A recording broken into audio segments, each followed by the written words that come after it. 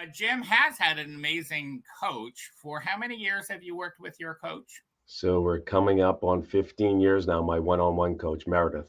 Meredith. So how did you start? Like what before you met Meredith, like where was the idea like coaching? I need a coach. Where did that come from?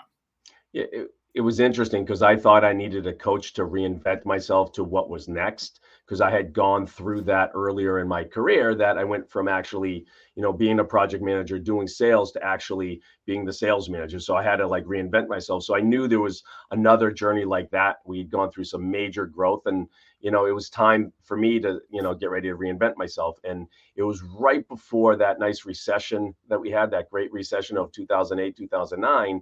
And it was interesting that we went from like here I am, I'm trying to reinvent myself to coaching me through crisis mode. And that's how we got started. So for me, it was having that extra voice Mhm. to talk about the things that I was going through. And I remember one of the pivotal things was, look, you didn't do anything wrong. And like for her to hold up that mirror, she's like, this is like a crash in the economy around the world. You didn't do anything wrong. So for me to be able to take that and then still stay in action rather than to go hide in the closet because I was scared. Can I say shitless here? Scared Yeah, shitless. you just did. And So yeah, so if your screen just went blank, don't yeah, worry about it. yeah.